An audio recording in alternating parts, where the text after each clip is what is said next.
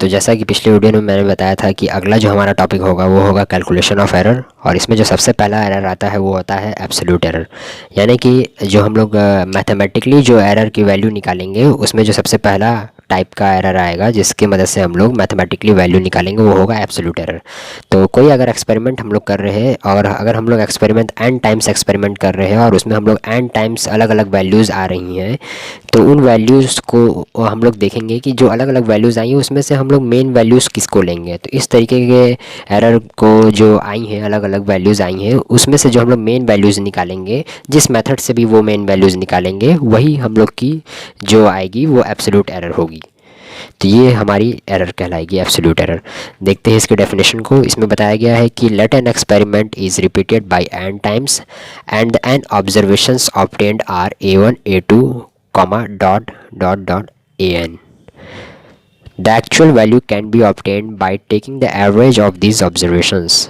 और इसमें बताया गया है कि अगर कोई एक्सपेरिमेंट n टाइम्स कर रहा है तो उसमें n ऑब्जर्वेशंस हमें मिलेंगी A1 A2 A3 और सो ऑन an तक हमें मिलेगी।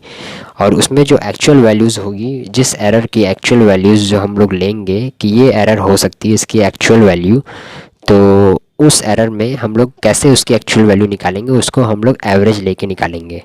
जितनी भी ऑब्जर्वेशंस की रहेंगी उसके मदद से हम लोग एवरेज लेंगे। और एवरेज लेना यानी कि जैसा कि क्लास नाइन्थ में और क्लास और उससे भी पहले आईसीएसई बोर्ड में बात की जाए तो क्लास सिक्स में ही, क्लास सेवन्थ में ही एवरेज लेना बता दिया जाता है। और हम लोग जब बेसिकली अगर कॉमन तरीके से भी देखेंगे तो जनरल लाइफ में भी एवरेज किस तरीके से लिया जाता है। एवरेज यानी कि वो वैल्यू जो कि अनुमानित हो कि हाँ इतना आएगा ही आएगा। अगर कई वैल्यूज़ आ जाती हैं तो उसमें इतना वैल्यूज़, जैसे कई वैल्यूज़ आ जाती हैं, जैसे अगर कोई बोलता है कि ये 50% होने की संभावना है, 20%, 55% होने की संभावना है, 45% होने की संभावना है और 40% होने की संभावना है, तो उसमें से जो हमें सबसे करीब लगता है कि हाँ 55, 50, 45, 40, इसमें से हमें ऐसा लग रहा है कि 50% को हम लोग ले लेते हैं। बाकी सब ऊपर नीचे जो होगा उसको देखा जाएगा, लेकिन मेन हम लोग मान लेते हैं कि हाँ इतना तो होना ही होना है।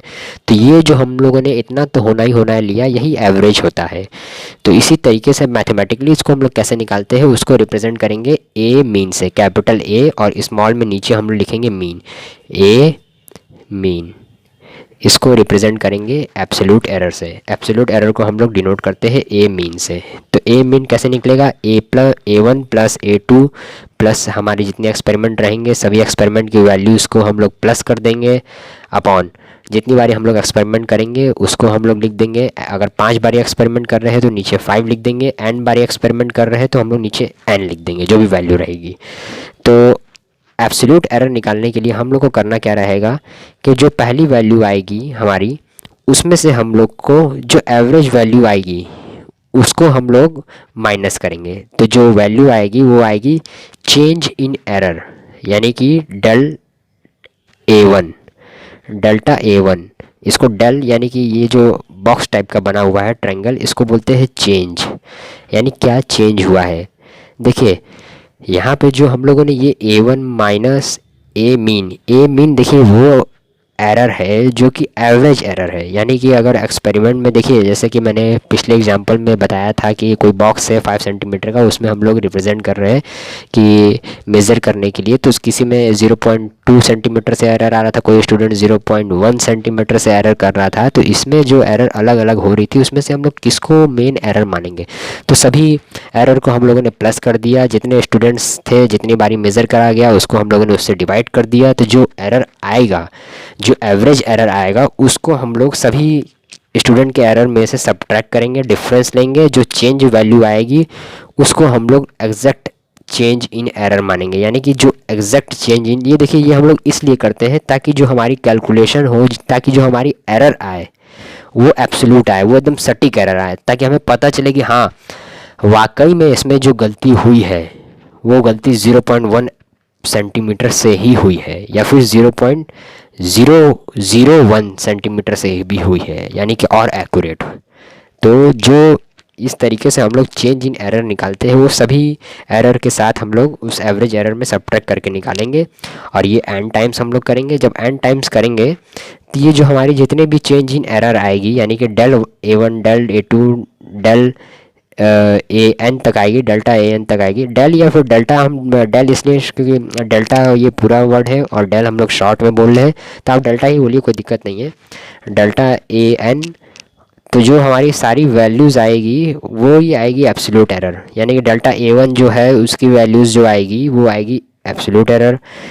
और absolute error in first experiment, absolute error in second experiment, इसी तरह absolute error in an experiment, यानी nth एक्सपेरिमेंट, जो लास्ट एक्सपेरिमेंट किया गया है, nth एक्सपेरिमेंट जो भी होगा उसमें जो एरर आएगी वो एब्सोल्यूट एरर आएगी।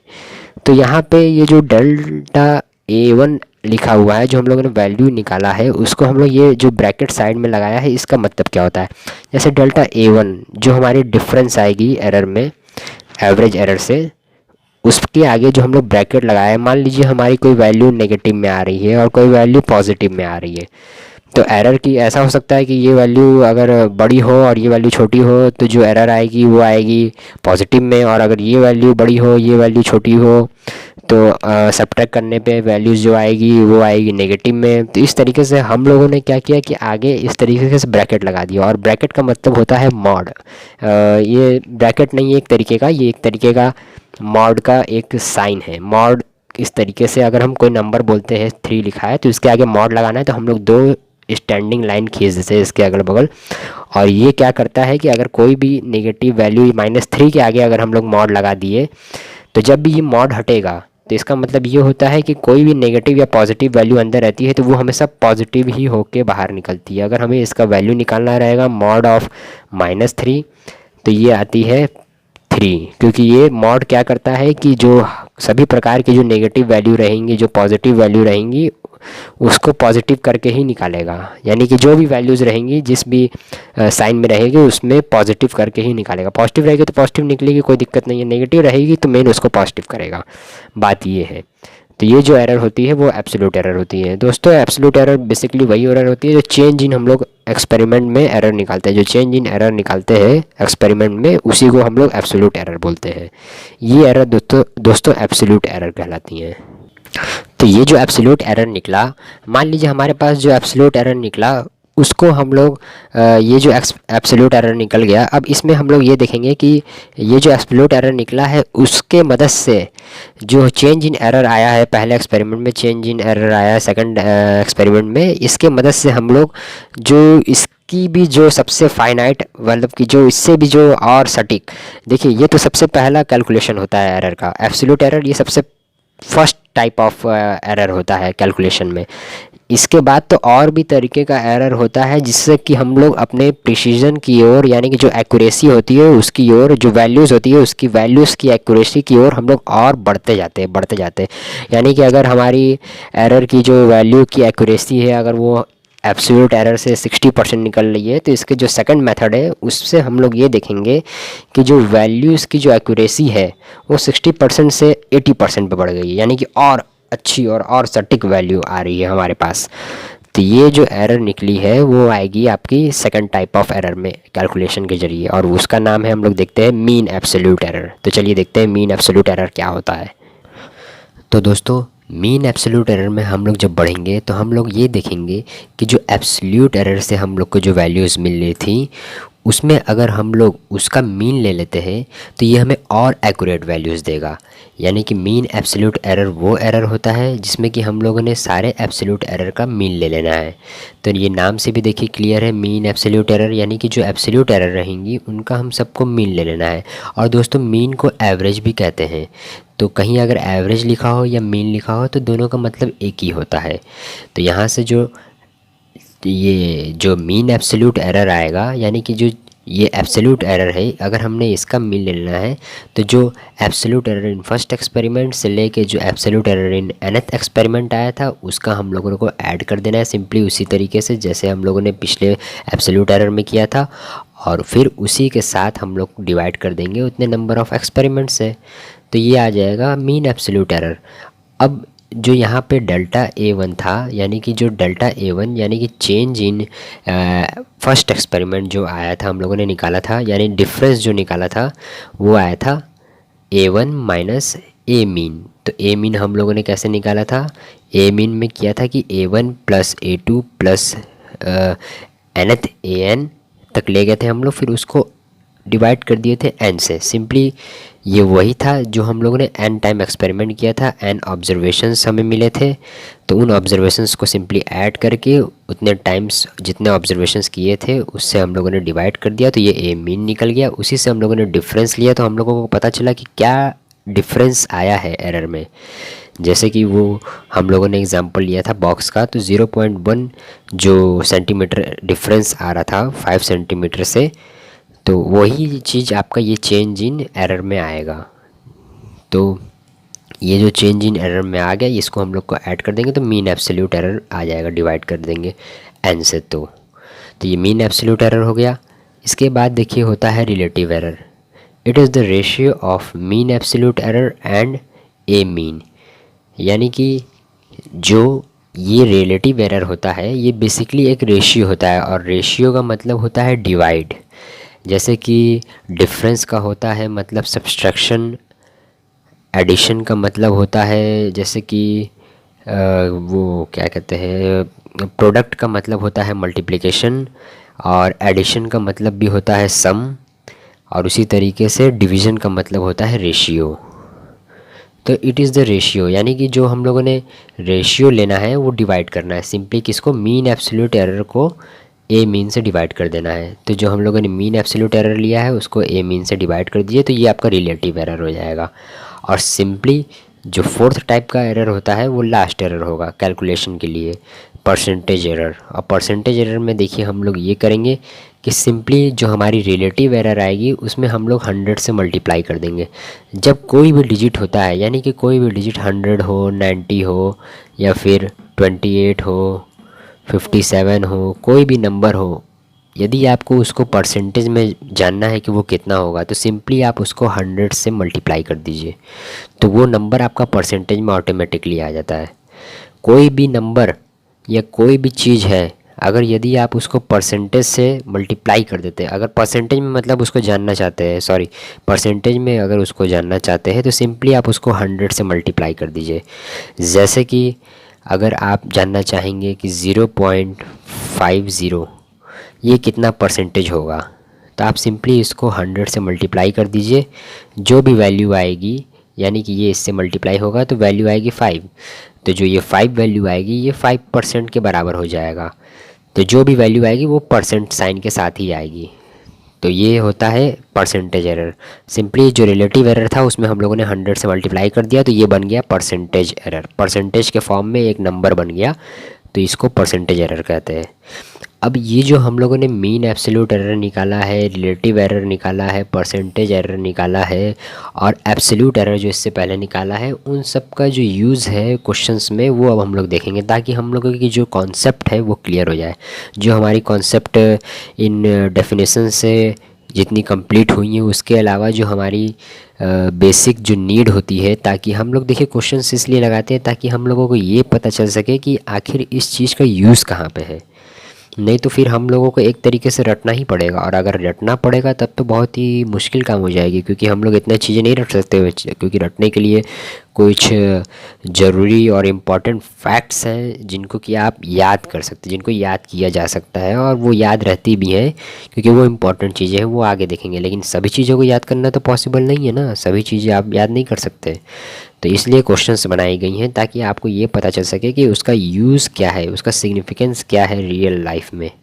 तो देखिए क्वेश्चंस की ओर बढ़ते हैं, और हम लोग मीन एब्सोल्यूट और एब्सोल्यूट और रिलेटिव को कैसे इस तरीके से हम लोग देखेंगे इसमें। तो पहला क्वेश्चन ये बताता है कि in the experiment of simple pendulum the observation for time period are obtained as 2.0 second, 2.1 second, 2.1 second, 2.2 second and 2.0 second.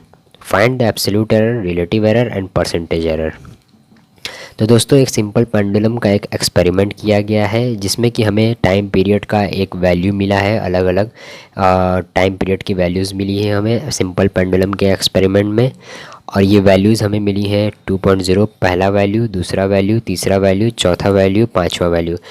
ये 5 वैल्यूज़ मिली हैं। इसका मतलब देखिए यहाँ पे जैसे क्वेश्चन में दिया हुआ है 2.1 सेकंड, फिर उसके बाद भी 2.1 सेकंड। तो इसका मतलब ये नहीं है कि ये दो बारी एक साथ ये एक ही है, ये अलग अलग है। यहाँ पे कहने का मतलब है 5 वैल्यूज़ दी हैं, तो इसका मतलब 5 बारी हम लोगों ने एक्सपेरिमेंट किया है और 5 बारी हमें ये वैल्यूज़ मिली हैं। तो अब बोला है कि एब्सोल्यूट एरर निकालिए, रिलेटिव एरर निकालिए और परसेंटेज एरर। तो जानते हैं हम लोग कि एब्सोल्यूट एरर होता है ए मीन। सिंपली हम लोगों को क्या करना है कि सभी ऑब्जर्वेशंस जो हमें मिली हैं 5 एक्सपेरिमेंट की, उनको ऐड कर देना है और टोटल नंबर ऑफ़ एक्सपेरिमेंट्स, यानी कि हम लोगों को 5 बार एक्सपेरिमेंट किया था इस सिंपल पेंडुलम का, तो इसलिए 5 से डिवाइड कर दीजिए। ये जब डिवाइड करेंगे तो आएगा 10.04/5 और ये वैल्यूज़ हो जाती है 2.08। तो ये जो 2.08 है इसको हम लोग 2.1 सेकेंड के नियरेस्ट ले सकते हैं। देखिए जब कोई भी वैल्यूज़ यानी 2.08 है तो इसका जब हम लोग राउंड ऑफ करते हैं तो ये 2.1 सेकेंड की ओर जाता है। और ये जो राउंड ऑफ होता है ये किस तरीके से होता है राउंड ऑफ, ये आपको ध्यान देने वाली बात है। क्योंकि अगर आप गौर करेंगे तो आप बाहर भी अगर सामान लेने जाते हैं, चाहे आप किसी भी शॉपिंग मॉल में जाते हैं या फिर किसी खाने के दुकान पे जाते हैं या फिर अपने मॉल में जाते हैं, किसी मॉल में जाके आप जैसे मैकडॉनल्ड में ही अगर आप चले गए और वहाँ पे आपने अगर एक वैल्यू मील ऑर्डर कर दिया तो वो अगर 156.65 रुपीज़ आया है तो वो 156 रुपीज़ तो आप दे देंगे, लेकिन 0.65 रुपीज़ तो आप दे नहीं पाएंगे क्योंकि वो तो पैसे में आ जाएगा। तो इस तरीके से वो करते क्या है कि 156.65 को राउंड ऑफ करते हैं और वो राउंड ऑफ करते हैं आपका 100 की ओर, यानी कि जो 6.65 है ये आपका 100 की ओर जाता है। और जब ये 100 की ओर जाएगा तो ये जो वैल्यूज़ आएगी यानी कि 156.65 ये जो वैल्यूज़ आ जाएगी ये राउंड ऑफ होती है 157 पे। 156 पे क्यों नहीं वैल्यू ये राउंड ऑफ होती है, बात ये है जब भी कोई वैल्यू पॉइंट के बाद अगर 65 है, यानी कि अगर देखा जाए कि ये 156.65 है, 156.5 के बाद है तो वो राउंड ऑफ होती है उसके ग्रेटर नंबर पे, यानी कि जो ये नंबर रहेगी 156 वो उसके एक बाद वाले नंबर पे राउंड ऑफ होगी। और यदि ये नंबर अगर 156.49 होता तो ये नंबर राउंड ऑफ होता आपका 156 पे, क्योंकि ये 5 से नीचे है। 50 पैसे से अगर कोई चीज़ नीचे जा रहा है तो वो आपका पहले वाले नंबर पे राउंड ऑफ आ जाएगा जो उसका एक्चुअल नंबर है। और अगर 50 पैसे से ऊपर कोई चीज़ जाता है तो वो राउंड ऑफ होता है उसके नेक्स्ट नंबर पे। तो इसी तरीके से ये 2.08 है तो ये 0.2 लेके ये 2.1 बनेगा, ना कि ये 2.0 बनेगा। तो इसकी जो वैल्यू आएगी वो आएगी 2.1 सेकेंड। इसी तरीके से जहाँ जहाँ आप जाएंगे शॉपिंग में, मॉल में या फिर कहीं स्पेंसर में जाएंगे, बिग बाज़ार में जाएंगे तो यहाँ पे इसी तरीके से राउंड ऑफ होता है। इसी तरीके से देखिए वो लोग राउंड ऑफ करके अपने जो एक तरीके से कह लीजिए कि सेविंग्स है उसको और बढ़ाते हैं। तो ये हमारी निकल गई एब्सोल्यूट एरर। अब हम लोग को निकालना है रिलेटिव एरर। तो हम लोग जानते हैं कि रिलेटिव एरर निकालने के लिए हम लोग को पहले मीन एब्सोल्यूट एरर निकालना पड़ेगा, क्योंकि रिलेटिव एरर होता है मीन एब्सोल्यूट एरर अपॉन ए मीन।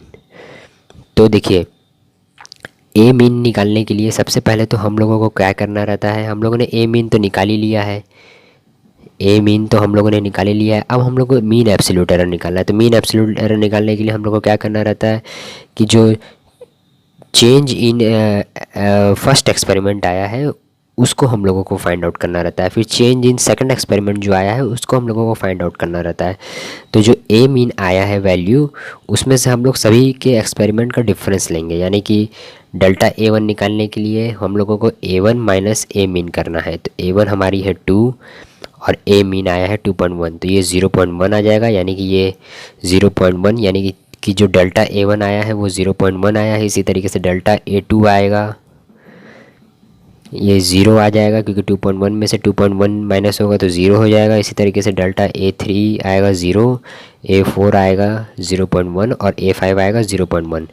तो ये जो हमारी एब्सोल्यूट एरर आ गई हैं सारी, उन एब्सोल्यूट एरर्स को अब हम लोगों को क्या करना है, सिंपली ऐड कर देना है। ऐड करके फिर हम लोगों को मीन एब्सोल्यूट एरर निकाल देना है उतने टाइम्स एक्सपेरिमेंट से, यानी कि 5 बारी एक्सपेरिमेंट किया गया है तो इन सभी को ऐड करके 5 से डिवाइड कर देना है, तो वो हमारा आ जाएगा मीन एब्सोल्यूट एरर। तो चलिए देखते हैं।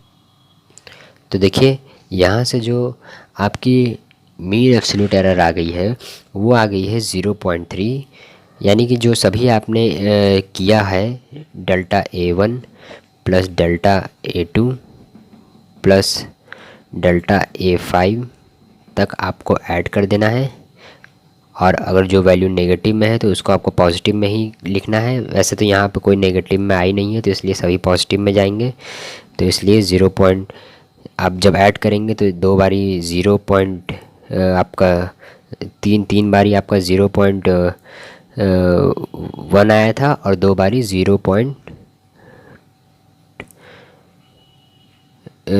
3 बारी आपका 0.1 आया था और 2 बारी 0 आया था। तो ये जो 2 बारी 0 आ गया है और 3 बारी 0.1 डिवाइडेड बाई 5, यानी कि n नंबर ऑफ़ एक्सपेरिमेंट से आपको डिवाइड कर देना है। तो 0.3 डिवाइडेड बाई 5 ये आ जाएगा 0.06।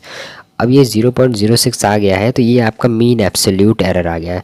तो सिंपली रिलेटिव एरर क्या होता है, मीन एब्सोल्यूट एरर अपॉन ए मीन। तो मीन एब्सोल्यूट एरर हो गया 0.06 अपॉन 2.1, इसको जब डिवाइड करेंगे तो 0.028 आ जाएगा आपका रिलेटिव एरर।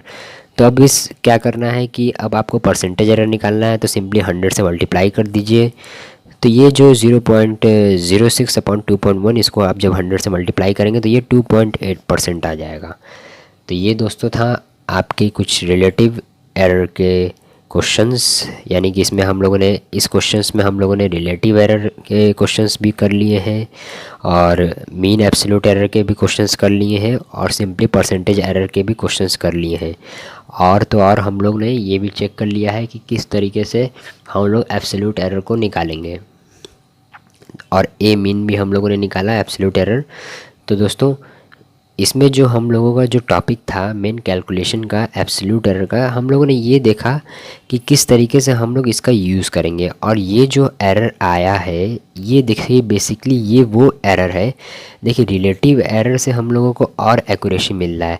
यहाँ पे आप देख सकते हैं कि ये डेसिमल के बाद इसकी एक्यूरेसी 2 डिजिट तक बढ़ी, लेकिन फिर जब हम लोगों ने रिलेटिव एरर निकाला तो इसकी एक्यूरेसी और बढ़ती गई, यानी कि ये और छोटा होता गया और बारीक होता गया।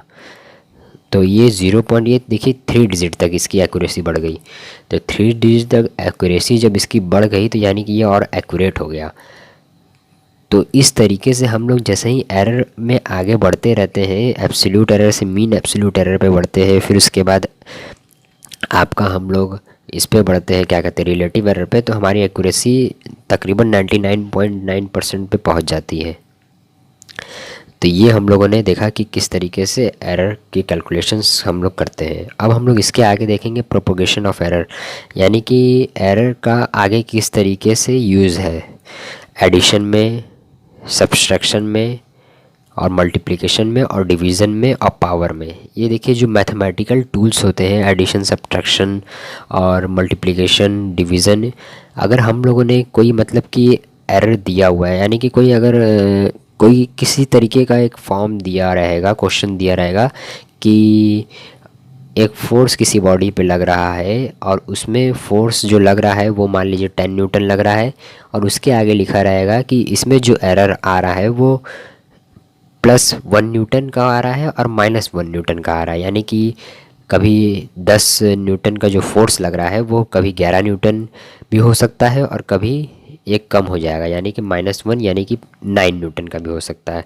तो इस तरीके का एरर आ रहा है और ये कुछ टाइम बाद जो ये एरर बदल जा रहा है, तो इनके आपस में बीच में जो डिफरेंस आएगा, यानी कि जो पहले जो फोर्स लग रहा था और जो बाद में जो फोर्स लगेगा उनके बीच में क्या डिफरेंस है, क्या एडिशन है, क्या मल्टीप्लिकेशन है, तो इन चीज़ों को हम लोग देखेंगे प्रोपोगेशन ऑफ एरर में। सिंपली बेसिकली ये एक एरर का एक समझ लीजिए कि टाइप्स ऑफ एरर के कुछ फंडामेंटल मैथमेटिकल टूल्स के कुछ एग्जांपल्स आएंगे। उसमें हम लोग बहुत ही इजी कॉन्सेप्ट्स को समझ लेंगे और इसमें हम लोग कुछ क्वेश्चंस भी करेंगे ताकि हमारे जो एरर के कॉन्सेप्ट है वो और क्लियर हो जाए।